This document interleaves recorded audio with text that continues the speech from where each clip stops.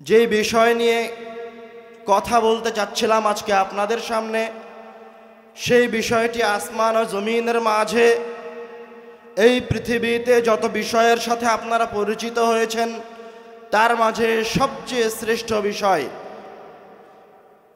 আপনারা একটু আগে সালাম নিয়ে আলোচনা শুনেছেন, দান সাদকা নিয়ে আলোচনা শুনেছেন। শেখ আব্দুর রাজ্জাক বিন ইউসুফের কাছে আরও কোনো গুরুত্বপূর্ণ বিষয়ে আলোচনা শুনবেন। আপনারা বিভিন্ন বিষয়ের সাথে পরিচিত আছেন, সালাত, সিয়াম, হজ, যাকাত। এগুলি সকল বিষয়ের মাঝে সবচেয়ে গুরুত্বপূর্ণ, দামি, মূল্যবান, সবচেয়ে উৎকৃষ্ট বিষয় হচ্ছে আল কোরআন। কেন? আল্লাহ রাব্বুল আলামিন এই কিতাব দিয়ে জান্নাতে যাওয়াকে যতটা সহজ করেছেন, এই কিতাব দিয়ে আল্লাহ রাব্বুল আলামিন মানুষের জীবনকে যতটা সহজ করেছেন, মানুষের সেটা চাহে ইহকালীন জীবন হোক, আর পরকালীন জীবন হোক, আর কবরের জীবন হোক, অন্য কোনো কিছু দিয়ে আল্লাহ রাব্বুল আলামিন মানুষের এই সকল জীবনকে, সকল জগৎকে এতটা সহজ করেননি কোরআনুল কারীম দিয়ে যতটা সহজ করেছেন। আমি আপনি সূরা ফাতিহা মুখস্থ করেছি, নাস, ফালাক, ইখলাস মুখস্থ করেছি, তো আমার আপনার ধারণা যে সূরা ফাতিহা এই জন্য মুখস্থ করেছি যে সেটা 5 ওয়াক্ত সালাতে তেলাওয়াত করতে হয়। না, সূরা ফাতিহার কার্যক্ষমতা এতটুকুর মাঝে সীমাবদ্ধ নয়। আমার আপনার ধারণা নাস, ফালাক শুধু 5 ওয়াক্ত সালাতে তেলাওয়াত করতে হয়, আর কোরআন তেলাওয়াত করতে হয় কোরআন শুনতে ভালো লাগে তাই। এরকম নয়। দুঃখজনক এবং পরিতাপের বিষয় হচ্ছে, যেই কিতাব আমার আপনার পরিচয় বহন করে, যেই কিতাব আমার আপনার পরিচয় নয়, স্বয়ং মুহাম্মদ সাল্লাল্লাহু আলাইহি ওয়াসাল্লামের পরিচয় গ্রহণ করে, মুহাম্মদ সাল্লাল্লাহু আলাইহি ওয়াসাল্লাম যে নবী, মুহাম্মদ সাল্লাল্লাহু আলাইহি ওয়াসাল্লাম যে রাসূল, তার প্রমাণ কি? তার প্রমাণ হচ্ছে এই কিতাব, তার প্রমাণ হচ্ছে আল কোরআন। আমি আপনি যে মুসলমান, মুহাম্মদ সাল্লাল্লাহু আলাইহি ওয়াসাল্লামের অনুসরণ করি, তার প্রমাণ হচ্ছে এই কিতাব। মুহাম্মদ সাল্লাল্লাহু আলাইহি ওয়াসাল্লাম যে সর্বশ্রেষ্ঠ রাসূল, মুহাম্মদ সাল্লাল্লাহু আলাইহি ওয়াসাল্লামকে হাউজে কাউসার প্রদান করা হলো, মুহাম্মদ সাল্লাল্লাহু আলাইহি ওয়াসাল্লামকে যে শাফাআত করার মতো ক্ষমতা, মর্যাদা প্রদান করা হলো, মুহাম্মদ সাল্লাল্লাহু আলাইহি ওয়াসাল্লাম আসার আগেই যে সকল নবী মুহাম্মদ সাল্লাল্লাহু আলাইহি ওয়াসাল্লামের উপর ঈমান আনয়ন করার ওয়াদা করে গেলেন, এই যে এত এত মর্যাদা মুহাম্মদ সাল্লাল্লাহু আলাইহি ওয়াসাল্লামের, সকল মর্যাদার পিছনে যে রহস্য আছে সেটা হচ্ছে এই কিতাব আল কোরআন। বুঝতে পারেননি কথা? আমি আপনি যে শ্রেষ্ঠ উম্মত, কিভাবে, কেন? কেননা আল্লাহ রাব্বুল আলামিন আমাদেরকে ওই উম্মত হওয়ার তৌফিক দান করেছেন যেই উম্মতের উপর আল কোরআন অবতীর্ণ হয়েছে। আলহামদুলিল্লাহ। আবু মুসা আল আশআরী রাদিয়াল্লাহু তাআলা আনহু থেকে বর্ণিত, তিনি বলেন রাসূল সাল্লাল্লাহু আলাইহি ওয়াসাল্লাম বলেছেন, মাসালুল মুনাফিক আল্লাযী ইয়াকরাউল কুরআন কামাসালির রাইহানা রিহুহা তাইয়িবুন ওয়া তুআমুহা মুররুন। রাসূল সাল্লাল্লাহু আলাইহি ওয়াসাল্লাম বলছেন,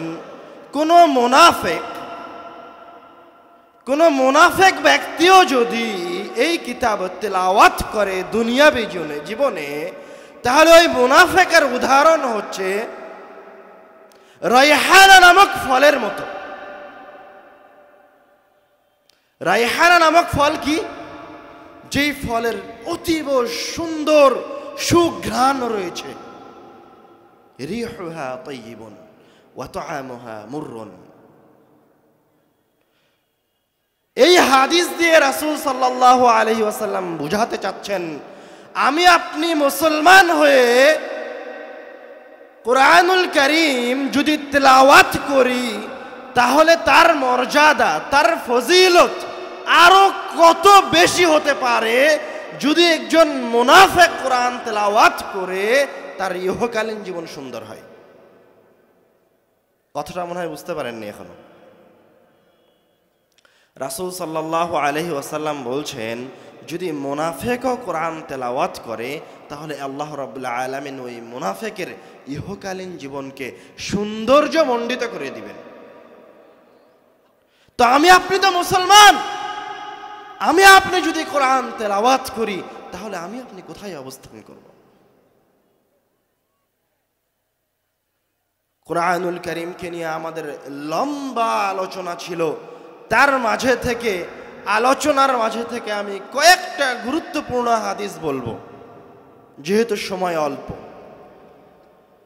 তার প্রথম হাদিস হচ্ছে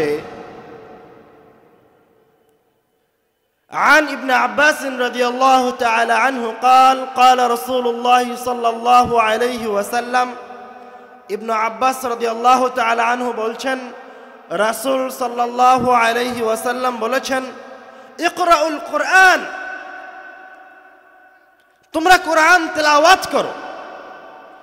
فإن الله تعالى لا يعذب قلبا وعلى القرآن, কেননা আল্লাহ রাব্বুল আলামিন ওই আত্মাকে, ওই ব্যক্তিকে কোনো দিন আযাবের সম্মুখীন করবে না যে আত্মা, যে ব্যক্তি কোরআনুল কারীম মুখস্থ করেছে। সুবহানাল্লাহ। তারপরে রাসূল সাল্লাল্লাহু আলাইহি ওয়াসাল্লাম বলছেন, ওয়া ইন্না হাযাল কুরআনা মা'জাবাতুল্লাহ ফামান দাখালা ফীহি ফাহুয়া আমিন। আর এই কিতাব হচ্ছে মা'জাবাতুল্লাহ, এই দুনিয়াতে, এই জমিনে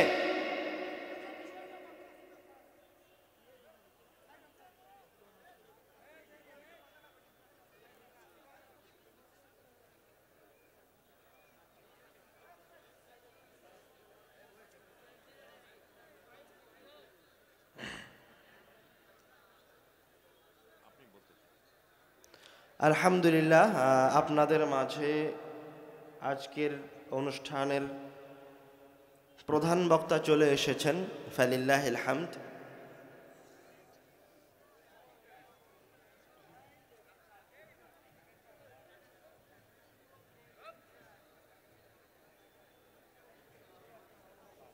চলে আসেন।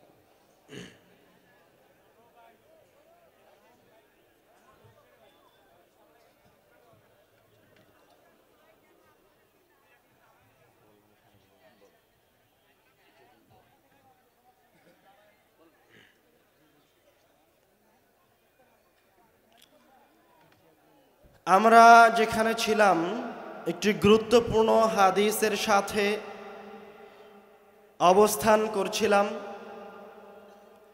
ইনশাআল্লাহ আমল করতে হবে এরকম গুরুত্বপূর্ণ কয়েকটি হাদিস বলে আমাদের আলোচনার শেষের দিকে চলে যাব। যে হাদিসটির সাথে অবস্থান করছিলাম সে হাদিসে রাসূল সাল্লাল্লাহু আলাইহি ওয়াসাল্লাম বলেছেন,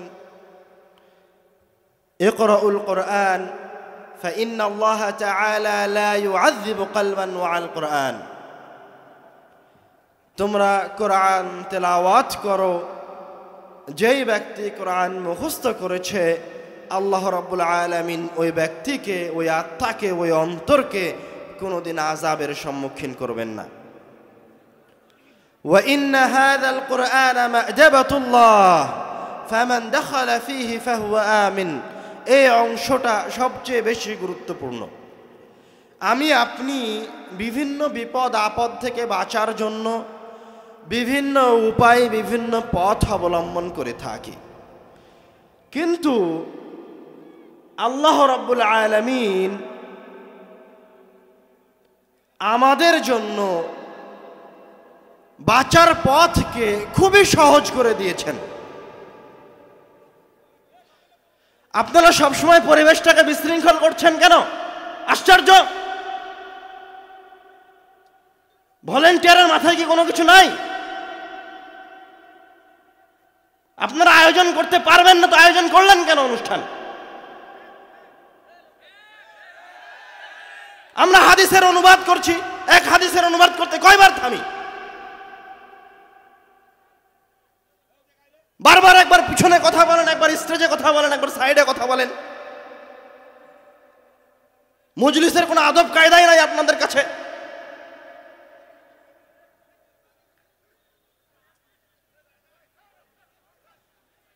খবরদার, যারা একজন আরেকজনকে নিষেধ করছেন তারাও এখন চুপ থাকেন। যারা একজন আরেকজনকে নিষেধ করছেন তারাও চুপ থাকেন। যে যেখানে আছেন সেখানেই সেইভাবেই চুপ থাকেন। রাসূল সাল্লাল্লাহু আলাইহি ওয়াসাল্লামের শানে খেলাফ করিয়েন না। আমার শানে খেলাফ করেন, কোনো আপত্তি নাই। আমি যাওয়ার সময় আপনারা হয়ে হট্টগোল করেন, আমার কোনো আপত্তি নাই। আমি রাসূলের হাদিসের অনুবাদ করছি, আপনি চিল্লান কিভাবে? আমি বলছি, আপনি আজ পর্যন্ত যত আলোচনা শুনেছেন তার মাঝে সবচেয়ে শ্রেষ্ঠ আলোচনা হচ্ছে আজকের আলোচনা। এই আলোচনাতে জান্নাতে যাওয়ার সবচেয়ে সহজ উপায় আছে। এই আলোচনায় ইহকালীন জীবনে সফল হওয়ার সবচেয়ে সহজ উপায় আছে। আপনি 5 ওয়াক্ত সালাতে সূরা ফাতিহা পড়েন, আপনি জানেনই না সূরা ফাতিহা আপনার কয়টা কাজ করতে পারে।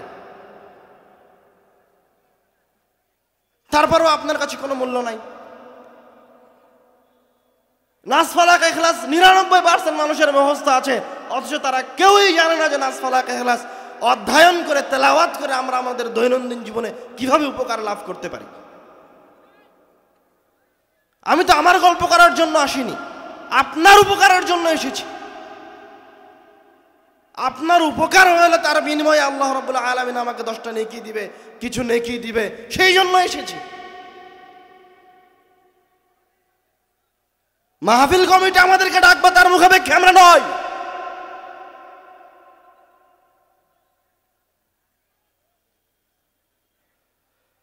আমরা বলছিলাম আল্লাহ রাব্বুল আলামিন রাসূল সাল্লাল্লাহু আলাইহি ওয়াসাল্লাম আমাদের জীবনকে সহজতর করার জন্য, বিভিন্ন বিপদ আপদ থেকে বাঁচার জন্য বিভিন্ন সময়ে বিভিন্ন সূরা দিয়েছেন, বিভিন্ন সময়ে বিভিন্ন ইবাদতের কথা বলে দিয়েছেন। আমরা এখন একটা গুরুত্বপূর্ণ হাদিসের দিকে যাই। عن أمامة الباهلي رضي الله تعالى عنه قال قال رسول الله صلى الله عليه وسلم رسول صلى الله عليه وسلم বলছেন من قرأ آية الكرسي دبر كل صلاة مكتوبة لم يمنعه من دخول الجنة إلا الموت। রাসূল সাল্লাল্লাহু আলাইহি ওয়াসাল্লাম এই হাদিসে বলছেন, তোমাদের মাঝে থেকে যেই ব্যক্তি 5 ওয়াক্ত ফরজ সালাতের পরে আয়াতুল কুরসি আল্লাহু লা ইলাহা ইল্লা হুয়াল হাইয়ুল কাইয়্যুম এই আয়াতটি তেলাওয়াত করবে, সেই ব্যক্তি মরা মাত্রই জান্নাতে প্রবেশ করবে। আমি বাংলায় যে অনুবাদটা করলাম তার চেয়ে রাসূল সাল্লাল্লাহু আলাইহি ওয়াসাল্লামের ইবারত আরো বেশি শক্ত। রাসূল বলছেন লাম ইয়ামনাহু মিন দুখুলিল জান্নাতি ইল্লাল মাউত, যে 5 ওয়াক্ত সালাতের পরে আয়াতুল কুরসি তেলাওয়াত করেছে ও এখনো জান্নাতে ঢোকেনি। কেন? ও মারা যায়নি তাই। সুবহানাল্লাহ, মানে ও মারা গেলেই জান্নাতে চলে যাবে। মানে কি জান্নাতে যাওয়ার এর চেয়ে কোনো সহজ উপায় আছে? 5 ওয়াক্ত সালাতের পর আয়াতুল কুরসি জান্নাতে যাওয়ার জন্য যথেষ্ট। রাসূল সাল্লাল্লাহু আলাইহি ওয়াসাল্লামকে একজন ব্যক্তি, একজন সাহাবী এসে বলছে, ইয়া রাসূলুল্লাহ ইন্নী উহিব্বু হাযিহি সূরা কুল হুয়াল্লাহু আহাদ। হে আল্লাহর রাসূল, আমি কুল হুয়াল্লাহু আহাদ এই সূরাটি প্রচণ্ড ভালোবাসি, সবসময় সদা সর্বদা এই সূরাটি তেলাওয়াত করতে আমার খুব ভালো লাগে। তখন রাসূল সাল্লাল্লাহু আলাইহি ওয়াসাল্লাম এই সাহাবীর উত্তর দিচ্ছে কিভাবে, দেখেন কত চমৎকার উত্তর।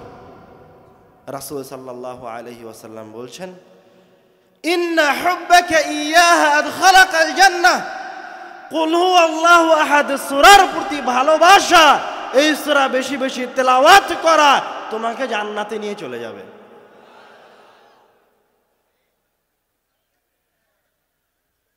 আরেকটা হাদিসে এসেছে, রাসূল সাল্লাল্লাহু আলাইহি ওয়াসাল্লাম তার সাহাবীদেরকে জিজ্ঞাসা করছে, আয়াজুযু আহাদুকুম আন ইয়াকরা ফি লাইলাতিন সুলুসাল কুরআন, তোমাদের মাঝে কি এমন কেউ আছে যে প্রত্যেক রাত্রে 10 পারা কোরআন তেলাওয়াত করতে পারে না? এবার সাহাবীর আশ্চর্য হয়ে বলছে, কাইফা যালিকা ইয়া রাসূলুল্লাহ, কোরআনুল কারীম কয় পারা? 30 পারা। তো 10 পারা মানে কোরআনুল কারীমের 3 ভাগের 1 ভাগ।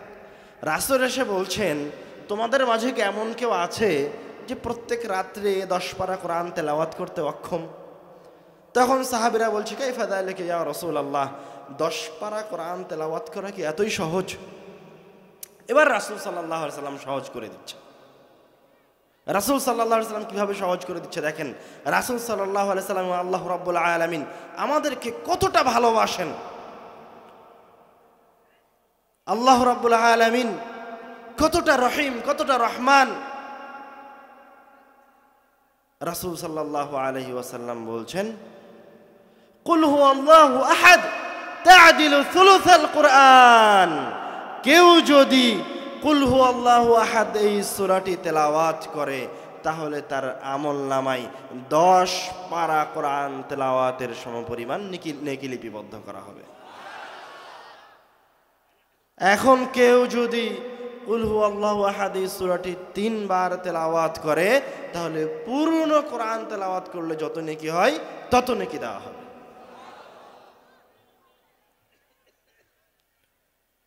عن عقبة بن عامر رضي الله تعالى عنه قال بينما أنا أسير مع رسول الله صلى الله عليه وسلم بين الجحفة والأبواء। উকবা রাদিয়াল্লাহু তাআলা আনহু বলছে, আমি রাসূল সাল্লাল্লাহু আলাইহি ওয়াসাল্লামের সাথে সফরে বের হয়ে জুহফা এবং আবওয়া নামক 2টি জায়গার মাঝামাঝিতে পৌঁছেছি। এমতো অবস্থায় প্রচন্ড ঝড় শুরু হলো এবং চতুর্দিকে অন্ধকার হয়ে গেল, ভয়ঙ্কর পরিবেশ সৃষ্টি হলো। ফাজাআল রাসূলুল্লাহ সাল্লাল্লাহু আলাইহি ওয়াসাল্লাম ইয়াতাআওযাযু বিআউযু বিরাব্বিল ফালাক ওয়া আউযু বিরাব্বিন নাস। এই রকম ভয়ঙ্কর কঠিন পরিস্থিতি থেকে মুক্তি পাওয়ার জন্য রাসূল সাল্লাল্লাহু আলাইহি ওয়াসাল্লাম আল্লাহ রাব্বুল আলামিনের দরবারে কুল আউযু বিরাব্বিল ফালাক আর কুল আউযু বিরাব্বিন নাস এই 2টি সূরা পড়ে আকুতি মিনতি করতে লাগলেন, আল্লাহ রাব্বুল আলামিনের কাছে বিপদ থেকে পরিত্রাণ চাইতে লাগলেন এই 2টি সূরা তেলাওয়াত করে। এবং তার সফর সঙ্গী উকবাকে বলছেন, ইয়া উকবা তাআওয়াজ বিহিমা, হে উকবা তুমিও এই 2টি সূরা তেলাওয়াত করো। ফামা তাআওয়াযা মুতাআওযিযুন বিমিসলিহিমা, কেননা বিপদ থেকে বাঁচার জন্য এই 2টি দোয়ার মতো, এই 2টি সূরার মতো অন্য কোন সূরা, অন্য কোন দোয়া নাই। সুবহানাল্লাহ। তাহলে আপনি যখন বিপদে পড়বেন তখন কি করবেন? সূরা ফালাক আর সূরা নাস পড়বেন। কোন সূরার প্রতি ভালোবাসা আপনাকে জান্নাতে নিয়ে যাবে? কুল হুয়াল্লাহু আহাদ সূরার প্রতি ভালোবাসা জান্নাতে নিয়ে যাবে। কোন সূরা একবার তেলাওয়াত করলে 10 পারা তেলাওয়াতের সমান নেকি হয়? সূরা ইখলাস। মাশাআল্লাহ।